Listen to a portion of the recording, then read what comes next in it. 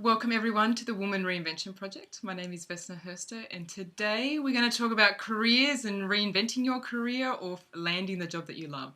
So today we're talking with Kylie Butler. She's a founder of Inspired Careers. She's a career coach, talent attraction strategist, and what she will help you to do is find a career or a job that you love. So welcome, Kylie. Thank you. It's an absolute pleasure to be here and talking to you.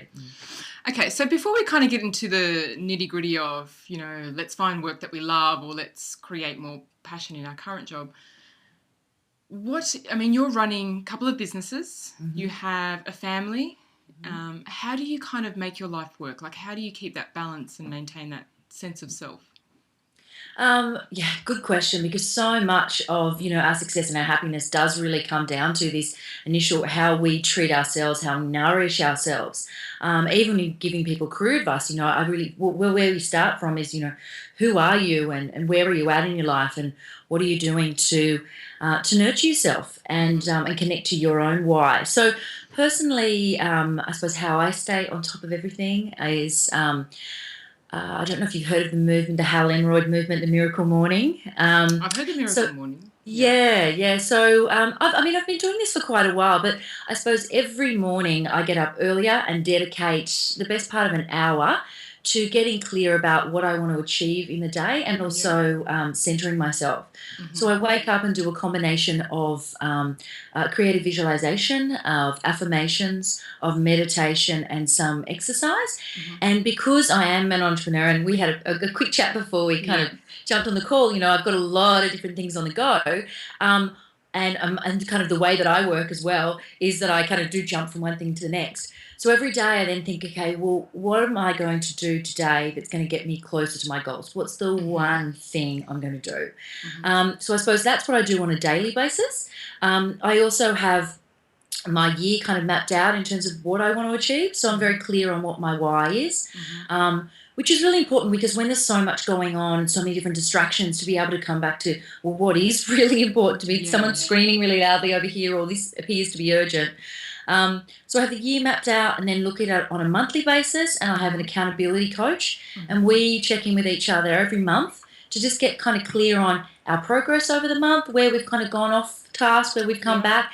And our goals are always around how we're going to nourish ourselves kind of spiritually, emotionally, work-wise and family-wise. So there's always something in there around how I'm going to be a better partner, how I'm going to be a better role model to my stepdaughter, and how I'm going to be really nourish myself, because I think that's a bit that I missed for a long time. And I love the analogy of you've got to put your own oxygen mask on first before you can help anyone else. Because what I was doing was just always giving, and then I was falling over, and then I'm useless to everyone, including myself. Exactly. So I'm 40 now, so it's taken that time to get to this point of actually, never too late. of actually realizing that if I really want to be the best person, for everyone else, then and be the best version of myself, I need to kind of put myself first as well. Yeah, absolutely. And I love that you're quite, you really have a plan and you're working towards it, right? So you've got your morning set out, you've got like a monthly or a yearly plan, and you're just kind of working towards it. I love that. Yeah, I do. And I think it's a bit of a balance too, because as I said, my personality is very much around, at school I was just easily distracted and distracts others, so I'm not someone who is really meticulous around planning or goal setting. So I've got the broader picture about what's important to me that I've spent the time to kind of connect with, and then kind of the visualizations and just every day doing the exercise as well and making myself feel good just helps me get to a better place. Yeah. Awesome. Okay, so let's talk a little bit about your work. So how did you get started in helping people to create, a career or a job that they love? How did you kind of step into that field? Sure. Well, I'll kind of try and give you the abbreviated version of how I got there. But basically, I mean, when I even started out my career, I did agency recruitment and I got into that with very altruistic motives. I Hmm. was like, I really want to help people. Now, anyone who's worked in agency recruitment would probably think that most people who work in that operated are not really driven by helping others. But that was my driver. Yeah. And then I did different things. I worked overseas in generalist Hmm. HR and learning and development. And now when I look back at it, it all really took me on this path. Hmm. So, I was doing things that were meaningful, that mattered to me, that were stimulating me. Always, loved people, how they work, how I Hmm. can help them.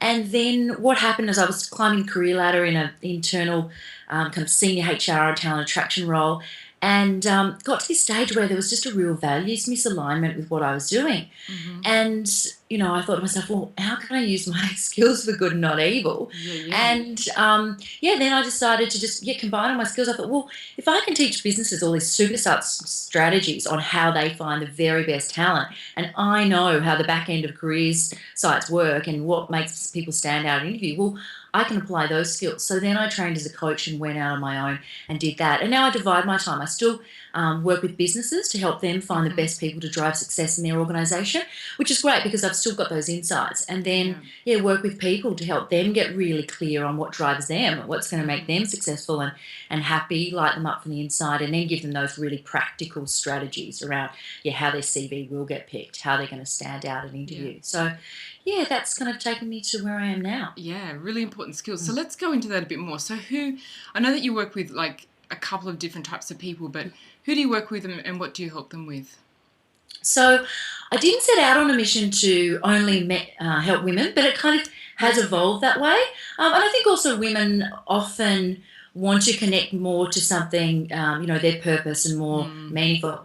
That sounds like a saying against guys. It's not. That's just different.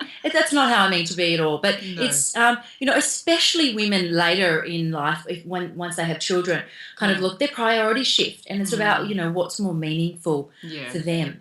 So the type of people I help is generally I help people who want to change career. Hmm. So they want to get clear on what type of career suits them, what's really going to light them up from the inside, that's going to challenge them, put them in flow, somewhere where they can Hmm. use their unique talents and gifts.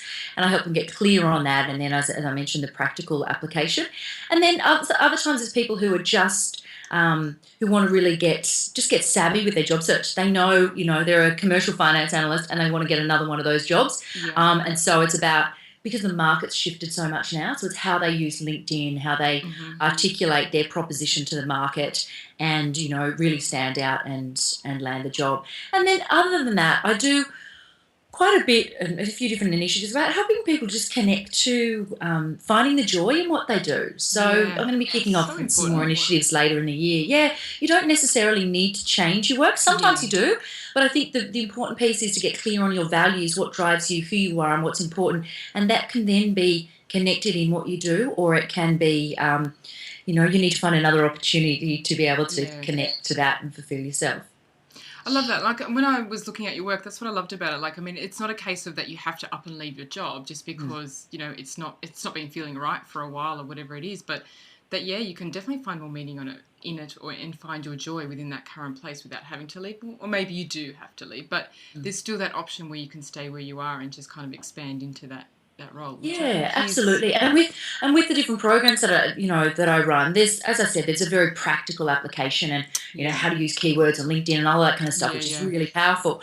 But the first piece is really, what are your values? Like, so many of us are walking around with our parents' values, or thinking that So we should interesting. be doing something. Don't they say, isn't that one of the biggest regrets of the dying, living your life, for other people? And Yeah, yeah, so, yeah, and it's a really powerful exercise for anyone to kind of go back to, well, what really does matter to me? And then yeah. also, what are my unique gifts? Am I using them in my current role? Can I use them more in my current role? Maybe there's an opportunity to bring them to life where you're at. Hmm. So if a woman listening today, she wants to, either change her career or perhaps, let's say career change, like she's looking Hmm. for, maybe not a career change, but a job change. She's looking for Sure. something new. She's not happy where she's currently at. What kind of suggestions could you give in order for her to kind of reinvent her job or reinvent her career so she can find more meaning and more joy in her work? Sure. So the first piece, if it is going to be a career, or even if it's a job, I think Yeah. this is the bit that a lot of people skip. They go, okay, I want another job. I want something like this. And they jump on Seek or wherever and they start looking at these jobs and they get distracted. This one's got this travel perks or this one's got better work-life balance without firstly getting really clear on what matters to them. So I'd say, and I mean, I've got a number of different tools on my site, or there's a number of different tools that you can use to firstly get clear on your values. Hmm. So what really are the important things to you? Is it going to be work-life balance? It's going to be more time with your family. Yeah. Is it going to be, like for me, my top value is kindness. So I've got to be in an environment where Yeah. people have similar values to me. Mhm. And that's why I hated the bureaucracy of big corporates, because Yeah. it just doesn't align with who I am. So the important piece is really to get really clear on what matters to you first Mhm. before you embark on any job search. And then once you're clear about that, and also the things that you won't compromise on, because again, you can get in and people get flattered by people in Yeah, interviews, or that's why also some people look to leave their job and then their current employer says, oh, we'll give you this and we'll do this.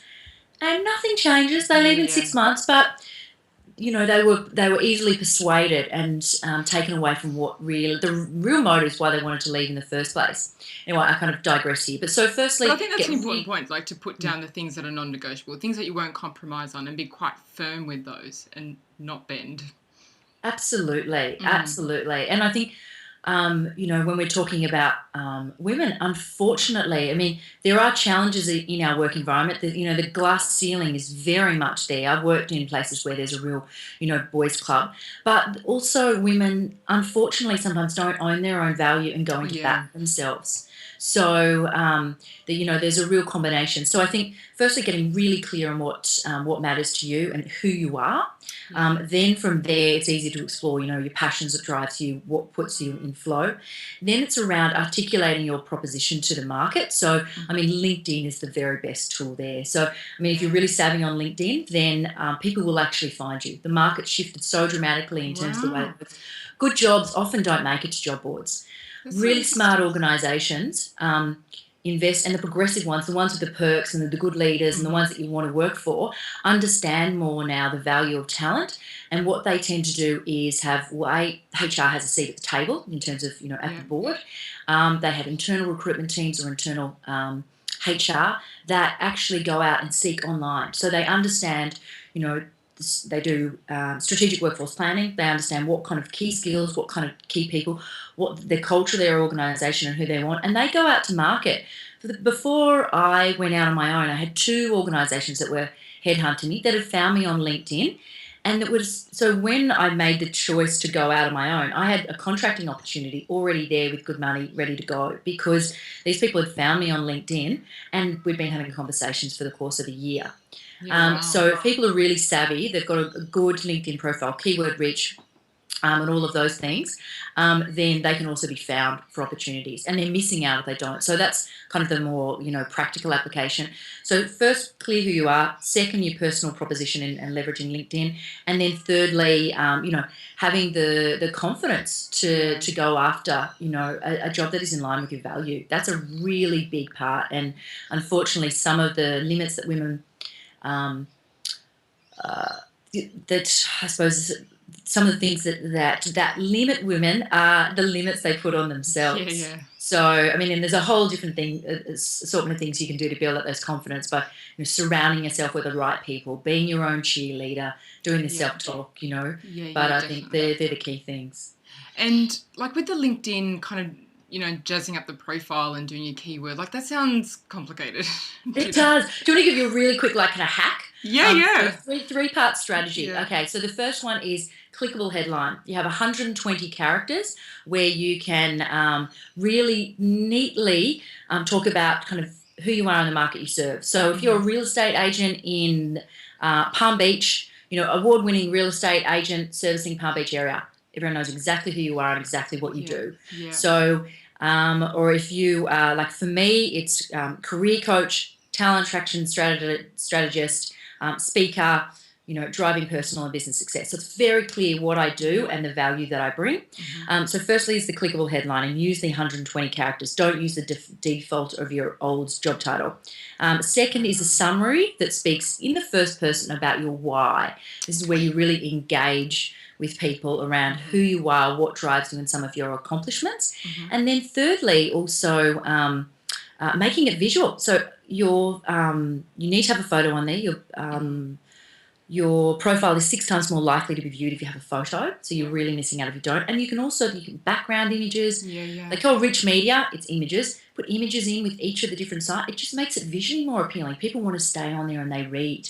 And also, I'll make that a 4-part strategy as the keywords, and that is really just really tight, succinct terms to describe the type of things that you do. So if it's speaking, if it's health coaching, if it's media planning, just make sure that if you think about the type of job that you want and that somebody might be searching on, what type of skills would they be searching for?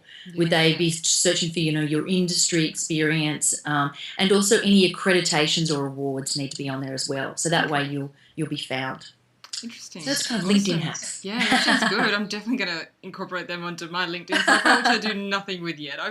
LinkedIn was one of the things when I jumped on it was like Facebook was a learning curve, and then I looked at LinkedIn. I was like, I don't think I'm ready for this. Like, it's just like another big platform. I didn't realize how big the platform was. Oh, it is so powerful. Like if you look at internal recruitment teams, they have recruiter licenses which cost about $9,000, and they invest in them, and that gives them enhanced search capabilities. LinkedIn's very savvy how they've done their products. But so powerful. If you get that right, then people will approach you, which is awesome. It takes the hunt out. Scrolling through Seek and Wow, that's so different. That's such a different approach to getting a job today. Whereas before, you'd be on Seek, you'd ring up the recruiters. Hey, is there anything this week or whatever? Do you know? It's just such a different approach. Now you just kind of.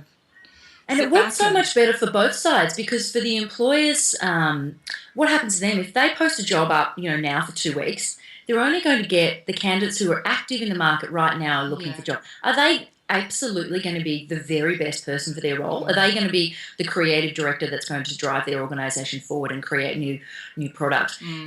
So they're really limiting themselves if they're only taking the people who are actively looking. Whereas if you look at the actual candidate market from active to passive, so the people who are really looking right now, and then passive people who will not move for anything, 90% of the market will move for the right role.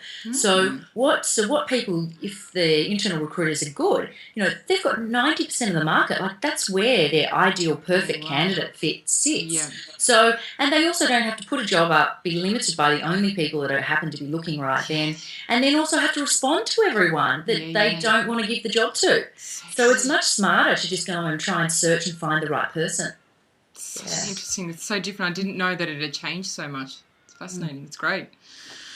Okay, so if a woman is trying to reinvent herself or reinvent her career, what is going to be, or what is one of the biggest obstacles that you see? Like, what is something that holds women back all the time when they're trying to make these changes?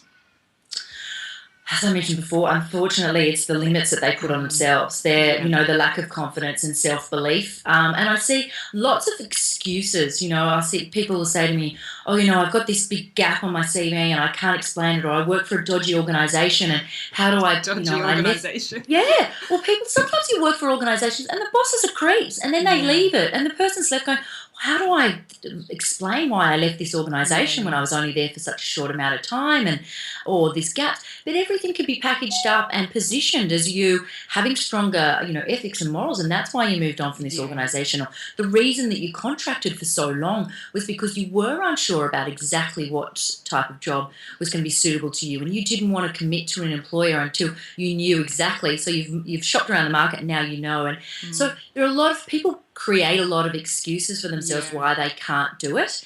And I think it's really just around developing the confidence and capability in yourself, and then using the best of modern tools. Getting your CV finished by a graphic designer can be done really inexpensively now. What does the CV look like these days? Look, it varies from country to country, but Australia's just, it's normally, depending on the length of your career, between 2 to 5 pages with key responsibilities, key achievements, a nice objective or summary on there and get it finished by a graphic designer so it stands out. But the LinkedIn is more important now than Okay. your CV. And the cover letter's short and punchy. Yeah. Inject some personality. We're not as stiff as we used to be. We're not Yeah, as that's stiff and good. formal, and Yeah. it's more fun now, actually, to be honest. Yeah. But yeah, I suppose that's in giving them an answer, saying it's the limits that people put on themselves. Maybe listeners don't want to hear that, because that's a hard one to tackle. Yeah. Sometimes But you I just think want to hear, it's well, it's actually that you just don't know how to do a CV. yeah. That is part of it. People don't realise how much the market has changed. Yeah. They think LinkedIn's like, oh, I don't really want to get Goodness. that, and they're still using old formats and Times Roman font on a CV. It's like anything. I love it. But true. But think about it, Vesna. When you land on a website and it's Yeah. ugly, how Yeah. long do you stay there for? No. Not very long. So true. It's the same with a CV. It's got to be visually appealing. And I think Yeah. I think you pulled up some really good examples, like, being limited in how you can update your CV. So obviously outsource that, get some help with that. Yeah. Not being sure whether you had all of the skills. Like, I think you said that one of the limitations women find is that they don't feel they cross off or tick off all of the skills that they're looking for. Yes. So it can show up in a whole bunch of different ways of how they're actually holding themselves back. Yeah, so in terms of, if you're looking at a job description or an job ad, look, in an ideal world you have 70 to 80% of those. A smart employer won't want you to have the full gambit, because you'll get into the job and get bored, and there's no stretch for you to kind of keep you challenged and engaged and excited. So in an ideal world, there is going to be a missing chunk there, and that's a good thing, to be positioning yourself and say, look, I've got 70% of these skills, and there's the bit I really want to learn, and I'm really excited about that. And not to be nervous if you've got 65 or 70 instead of 75, 80, just have the confidence, and they also say that you can also go into the job if you don't know the skills. Well, just find a way to learn them. As opposed to saying, oh, okay, oh no, I don't have them, I'm not trying. Yeah, that's it. That's the end of the deal. Like, it's And what about, I'm just curious now for myself, but if someone's transitioning into a new career and they find out what they love, what their values are, and key strengths and skills, but transitioning into a new career, like, do people get concerned with a pay cut, with changes around that? Because or are they normally transitioning into things or into jobs where they already have quite a strong skill set for that particular role, even though it's within a new kind of a scope?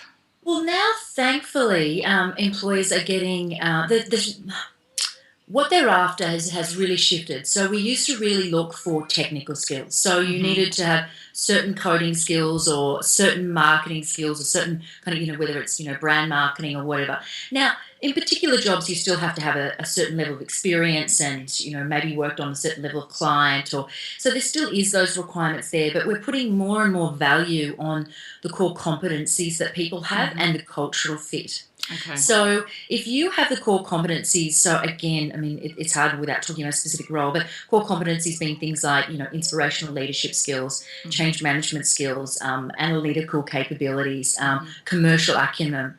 If you have those, a lot of those are transferable across industries. So sometimes you can kind of sidestep to get to, maybe your ideal job's over here and you're over here.